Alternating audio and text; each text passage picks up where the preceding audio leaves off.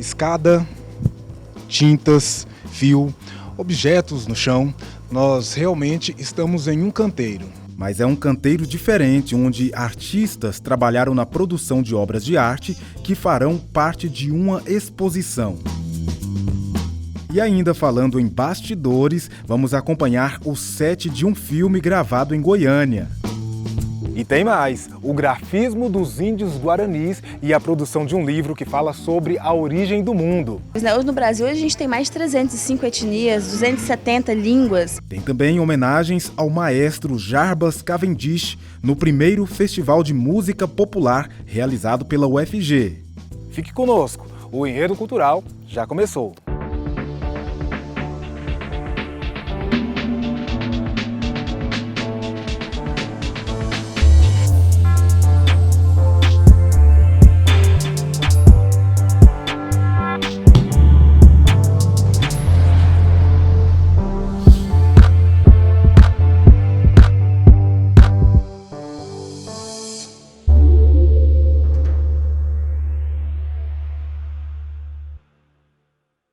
Os povos guaranis têm uma grande influência na cultura brasileira. Aliás, deles se originou muito do que temos hoje na comida, na língua e outras questões que serão contadas em um livro infanto-juvenil. Sofia, esse projeto ele não começou agora e ele vem aí desenvolvendo algumas etapas. Me fala um pouquinho sobre ele.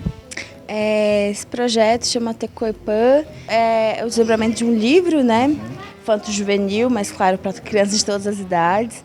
Hoje a gente está fazendo 2 oficinas, né, com o Leandro, contação de histórias, vamos passar um pouquinho bem pela cultura, conversar um pouco mesmo com as crianças. A cultura guarani, ele realmente tem uma relação muito próxima, seja culturalmente e também através da língua, né? Porque a língua guarani é uma das línguas que foram faladas aqui nos tempos anteriores à colonização, né? Que então a língua guarani sempre foi a língua de comunicação entre vários povos, né? O livro ele é trilingüe, né? Ele vai ser lançado em português, guarani, mbiá e em braille. E é uma escrita conjunta, né, entre os 3 professores, né, indígenas guarani e eu. Então, assim, na escola, por exemplo, a gente não aprende nenhuma língua indígena, né? A gente se preocupa com inglês, com espanhol, mas, assim, com o restante da população, que são 270 línguas, olha que ninguém sabe falar, sei lá, obrigada, que seja, ou bom dia, ou boa tarde, em Guarani, por exemplo. Enquanto o livro não chega, os autores realizaram outras ações que aproximaram as crianças não indígenas de suas ancestralidades. O professor Leandro, que também é indígena, explicou um pouco dos grafismos guaranis. Leandro, quando a gente fala aí do grafismo dos povos guaranis, a gente consegue identificar eles por quais características? Então, entre os guarani, usa o grafismo, no caso, na cestaria ou na artes em geral, né, no caso. Normalmente os grafismos eles possuem quais formas e são inspirados em quê? Então, esses grafismos são inspirados da natureza mesmo, né, no caso das borboletas, no caso de répteis ou alguns pássaros em geral, né. O que a sociedade ganha aprendendo mais sobre a cultura dos povos guaranis? Não, a sociedade ganha também, tanto a sociedade indígena como a sociedade não indígena, é o respeito que deve ter por diferentes culturas, né? E agora vamos falar de uma obra musical que parece ter contribuído bastante com o rock brasileiro.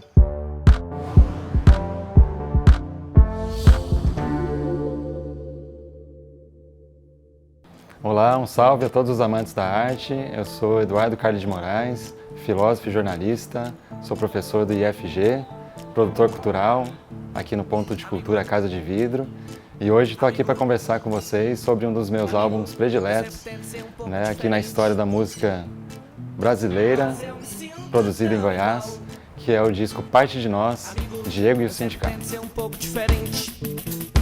Só um pouquinho diferente já me é suficiente. Então, de certo modo, esse álbum fala muito sobre o conceito de atitude, né?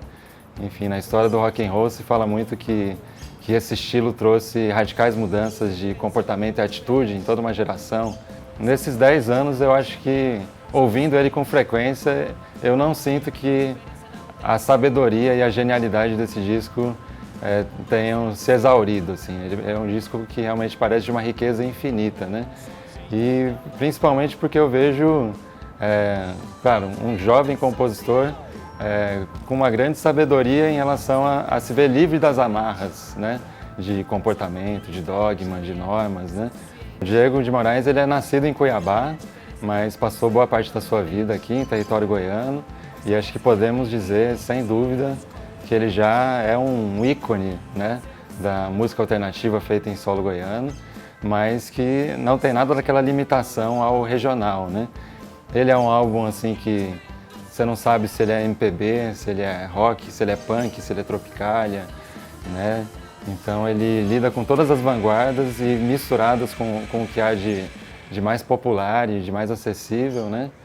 E eu acho fascinante, por exemplo, como ele pega grandes compositores que ele adora na história da música brasileira, como Assis Valente, que é um compositor que o Diego de Moraes estuda, idolatra e, de certo modo, vai nas suas pegadas, e mistura isso com o que há de mais contemporâneo aqui no nosso cenário, né? Caminho que não escolhi. Caí de cara, quebrei a cara, dei a cara tapa sobre. E eu acho que esse disco ele não vai se esgotar, né? Eu acho que a gente pode, em 2030, 2050, 2090, se tivermos ainda um mundo e pessoas com ouvidos, acho que as pessoas vão se interessar por essa obra, que ela tem algo de uma sonoridade globalizada, assim, né?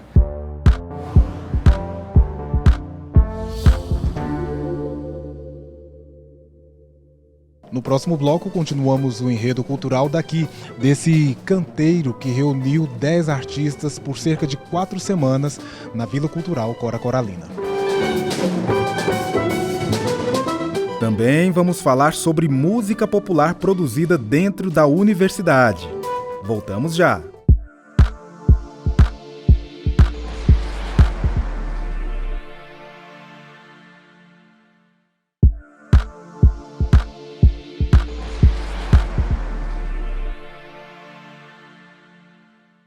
A Escola de Música e Artes Cênicas da UFG produz muita música popular.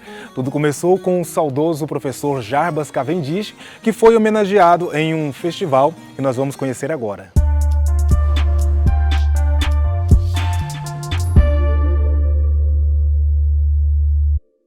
Olá, meu nome é João Casimiro, eu sou professor de bateria aqui na EMAC e sou coordenador do primeiro festival de música popular da EMAC UFG. E hoje eu vou estar apresentando um pouco aqui sobre o festival. O primeiro festival de música popular aqui da EMAC surgiu da ideia de que a gente tem música popular na maioria das festas e a música popular está presente muito na vida das pessoas, e isso igualmente na academia e na universidade cada vez mais está ganhando espaço. Esse festival a gente está homenageando o professor Jarbas Cavendish, que foi o primeiro professor a ministrar matérias de música popular aqui na EMAC. Ele nos deixou em agosto desse ano e então a gente está fazendo essa homenagem para ele. Quando eu fui diretor a primeira vez, em 2007, a música popular na Escola de Música e Artes Cênicas tinha nome. Era uma pessoa, Jarbas. Também porque era única. Depois, com o projeto Reúne, consubstanciou-se todo o corpo docente do núcleo de música popular, sempre com o professor Jarbas na dianteira, protagonizando o núcleo de música popular aqui na Escola de Música. Serão 6 espetáculos aqui no Teatro da EMAC, toda noite. Além das apresentações aqui no teatro, a gente vai ter outras apresentações em espaços alternativos na cidade, que são as chamadas canjas. As canjas são encontros de músicos espontâneos, né? Os músicos se reúnem sem ter ensaiado e eles se juntam para tocar um repertório que, em geral, todos conhecem, improvisadamente, né? Sem ter muita coisa combinada entre eles. Então é um encontro um pouco mais informal do que o teatro, mas não menos importante para o desenvolvimento do músico popular. Esse festival é muito bom para os alunos, porque o fazer artístico é o nosso elemento. É muito importante para o aluno que ele saia da sala de aula e suba no palco e se apresente e veja o seu colega se apresentando. Esse é o braço da Escola de Música e Artes Cênicas na comunidade, né? É muito importante que as pessoas tenham contato com a música e com a arte que se faz dentro da Escola de Música e Artes Cênicas. E esse festival é uma oportunidade única. O festival tem todo o apoio da universidade, né? Os professores são daqui, na maioria dos shows tem professores daqui, os alunos têm ajudado muito, toda a estrutura é da universidade, então sem a universidade nada disso seria possível.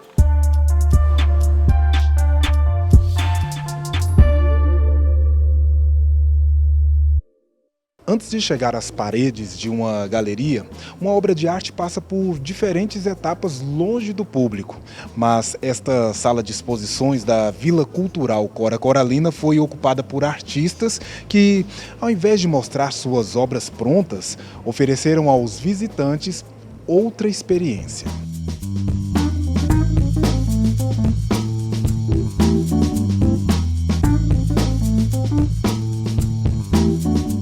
Beatriz, essa sala aqui na Vila Cultural Cora Coralina normalmente é ocupada com exposições, mas agora ela foi ocupada de uma maneira diferente. Fala pra gente como ela foi ocupada. Então, a gente está fazendo um processo de ateliê aberto, residência artística e ateliê aberto, que vai culminar numa mostra. E então, durante um mês, a gente ocupou a sala com processo artístico ao invés da obra completa. O que acontece em uma residência artística? Bom, numa residência artística, você desenvolve um trabalho que antes era desenvolvido num estúdio e a gente, juntamente, convidou esse grupo de 10 artistas que também se convidaram, então houve um compartilhamento dessa vontade nossa de desenvolver um trabalho onde eles pudessem sair dos seus estúdios, das suas residências, dos seus processos, que às vezes, geralmente, são processos solitários, e fizeram durante 8, 10 horas diárias, daqui da vila, sua residência artística, o seu processo de trabalho. Isso aqui virou estúdio, virou ateliê, virou toda a cadeia produtiva, estava sempre presente aqui. Como que é essa experiência? Sim, a experiência da residência é mesmo uma oportunidade, né, onde o artista ele tem espaço para interagir com outros atores, né, com outros artistas ou mesmo curadores e convidados, né, e também é um espaço de levantar questões. Apesar de ter sido produções individuais, foi possível esses artistas compartilharem alguma coisa? Assim, o processo de produção ele tem idas e vindas, muitas voltas. E ainda mais quando você está num lugar com muitas pessoas que também estão produzindo. Então, conversa, o próprio visitante que vem aqui, tudo isso, não que necessariamente mude o trabalho, mas que te dá novas ideias, te dá novas interações. Pode ser que você tenha novos pensamentos sobre aquilo que você está fazendo a partir das suas interações. Durante essas 3, 4 semanas, esses artistas receberam algumas orientações, né? Essas orientações foram em que sentido? No sentido de buscar, dentro dos seus canais de expressão, o que melhor lhe conviesse dentro de um processo de liberdade criativa. Então, para a gente era muito interessante perceber o que se passava pela cabeça dessa geração de artistas tão jovens, todos nas casas dos seus 20 anos, e produzindo sua primeira obra dentro de uma instituição.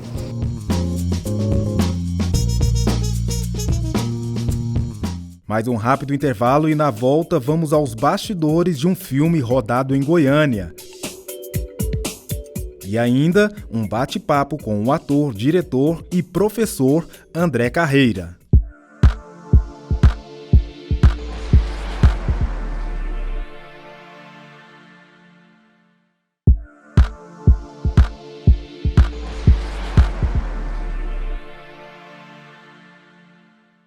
André Carreira nasceu em uma família em que a arte fazia parte do dia a dia e das profissões de seus pais e irmãos. Não deu outra. Seguiu por essa trilha aberta por eles e agora nos conta um pouco mais da sua história.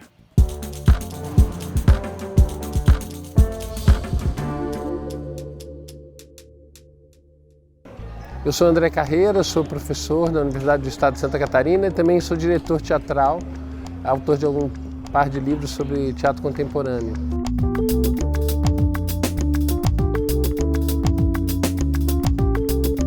Eu venho de uma família em que a arte é um material muito cotidiano. Meu pai é arquiteto, foi estudante de arte, minha mãe foi artesã, meus irmãos são professores, são pintores, minha irmã também faz teatro. O teatro entrou na minha vida um pouco por acaso. Eu era monitor no Centro de Artes de Brasília, que era um projeto da Unesco nos anos 70. Muito jovem, eu era monitor na parte de artes visuais, porque eu estudava artes visuais na UNB, no finalzinho dos 70 a 80. E do lado havia um teatro e eu comecei a frequentar. E um colega meu de faculdade, chamado Fernando Vilar, que é um diretor importante em Brasília, a gente fazia faculdade de arte junto e não havia teatro, e ele queria fazer uma peça e eu me juntei com eles e comecei a trabalhar. Eu fui ator muito tempo e me dediquei mais à direção uma vez que eu migrei para a Argentina, onde eu morei muitíssimos anos. E lá, por várias questões, mas inclusive pelo domínio da língua, que demorei, quer dizer, eu domino a língua, mas demorei a me sentir cômodo.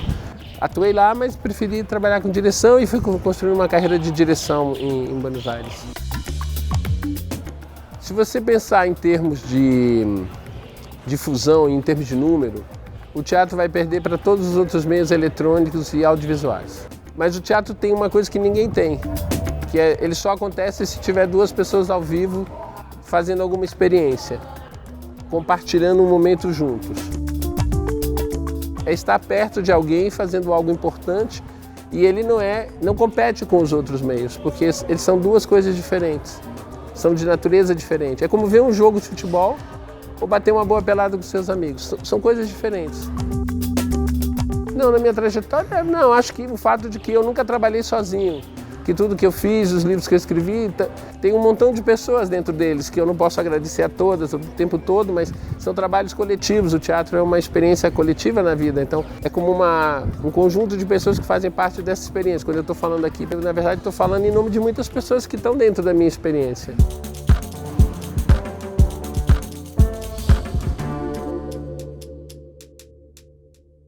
Quem vê um filme na tela nem sempre consegue imaginar a quantidade de pessoas e tempo envolvidos em sua produção. A história, muitas vezes tão contemporânea, pode ter nascido tempos antes da claquete clicar no set de filmagens. É o caso do primeiro filme do jovem diretor André Surur.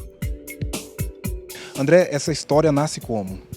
Cara, essa história nasce de um desejo que eu tenho já há muitos anos de falar sobre a terceira idade, que eu acho que no cinema é um assunto que a gente quase não se fala. Então, baseei um pouco na história dos meus avós, nos avós dos meus amigos, então tenho ali uma caixa de memória, um relicário. E também desse desejo de trabalhar e dar esse protagonismo para elenco negro. Por que você fez essa escolha de trabalhar esse filme somente com um elenco de atores negros? Porque a gente não vê isso, é muito raro a gente ver um filme, essa representatividade tão grande, quantificadamente mesmo, do artista negro. É difícil achar atores de meia-idade negro, eu sei que eles existem.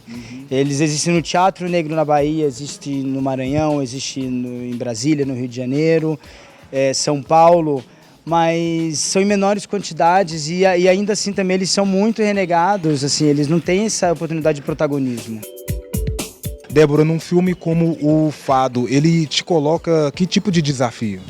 O filme Fado traz um desafio principal, que é o fato da gente ter uma atriz que vai estar desempenhando dois papéis no filme. Então é muito importante para a gente conseguir estabelecer essa distinção entre os dois personagens, né? E também marcar de forma realista a diferença de idade. A caracterização ela conversa com várias áreas dentro de uma produção cinematográfica, né? Sim, a caracterização vai conversar principalmente com todo o departamento de arte, que é o nosso departamento principal. Eu sempre começo o meu trabalho perguntando para o ator como que ele vê esse personagem, como que está sendo o trabalho dele dentro desse personagem, porque para mim é um trabalho que é muito em conjunto. O filme está sendo rodado agora no final de 2019. Previsão para ser lançado no começo de 2020. Eu vou fazer 5 exibições em asilos, eu vou fazer uma seresta, baile dançante.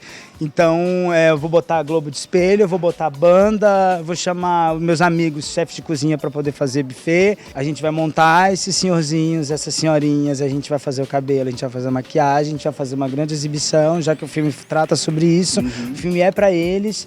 E a gente vai convidar as pessoas para irem nessa seresta. E tem coisa mais romântica do que seresta, e o filme é um romance. Cinema, literatura, música, tudo isso passou pelo enredo cultural de hoje, que vai chegando ao fim. Mas olha só, você pode rever todos os nossos conteúdos pela TV, nos horários de reprise, pelo site, pelas redes sociais e também pelo seu celular no aplicativo da TV UFG. Se você não tem, baixe e interaja conosco. Até a próxima. Tchau, tchau.